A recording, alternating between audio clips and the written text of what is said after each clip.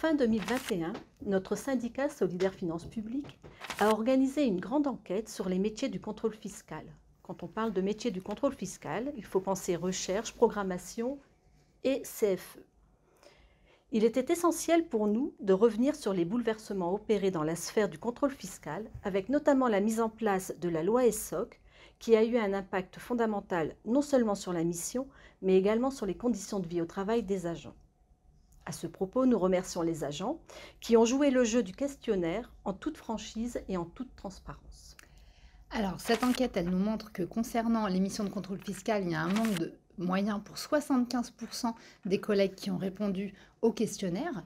Donc, un manque de moyens juridiques, c'est-à-dire que les agents et les agentes voudraient pouvoir intervenir dans un cadre juridique qui soit moins sujet à interprétation et puis qui soit plus adapté aux schémas de fraude qu'ils et elles rencontrent sur le terrain.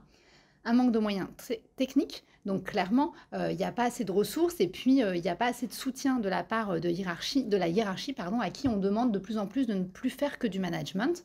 Un manque de moyens humains aussi qui entraîne des surcharges de travail et puis qui entraîne bien sûr la casse de la chaîne des missions de contrôle fiscal. Un manque de moyens matériels avec des problèmes récurrents avec les logiciels, les applications informatiques. Et puis enfin, les collègues déplorent aussi un manque de formation et notamment de formation initiale qui, après la réforme qu'elle a subie, n'est clairement plus à la hauteur des enjeux. Alors effectivement, la loi ESSOC a incontestablement changé la donne. Près de 82% des répondants et répondantes évoquent un alourdissement des procédures, une hausse des objectifs et une surcharge de travail.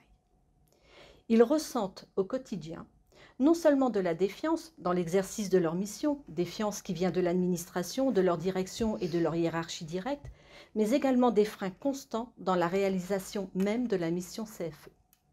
Alors, ce qu'on retrouve aussi beaucoup dans le questionnaire, c'est la dégradation des conditions de travail.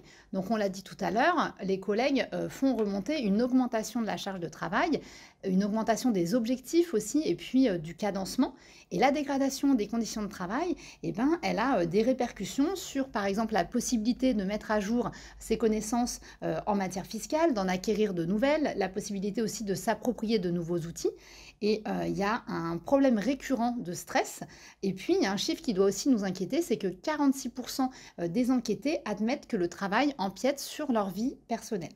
Donc ces questions, elles doivent nous interroger. Sur le terrain, il faut pouvoir remplir le DUERP, les fiches de signalement CHSCT, alerter le médecin de prévention et puis bien sûr ne pas rester seul avec ces questions et saisir les militants et militantes de Solidaires Finances Publiques.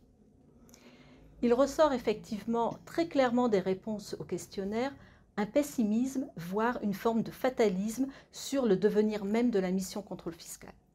Ce qu'on peut appeler un changement de philosophie que le politique appellera plus pudiquement relation de confiance avec le monde de l'entreprise inquiète lourdement avec les prémices d'une dématérialisation excessive.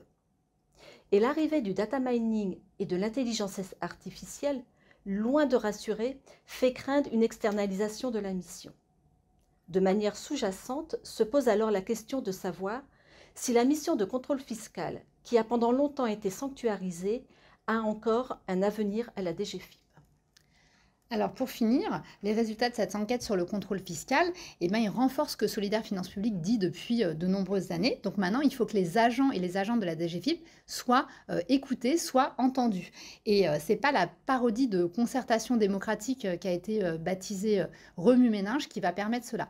Donc clairement, pour Solidaires Finances Publiques, on exige des moyens humains, juridiques, matériels qui soient renforcés pour pouvoir lutter efficacement contre la fraude et l'évasion fiscale qu'on a évalué à 80 à 100 milliards d'euros par an. Il faut aussi impérativement œuvrer au niveau européen et au niveau international avec la mise en place de véritables politiques qui soient volontaristes sur ces questions.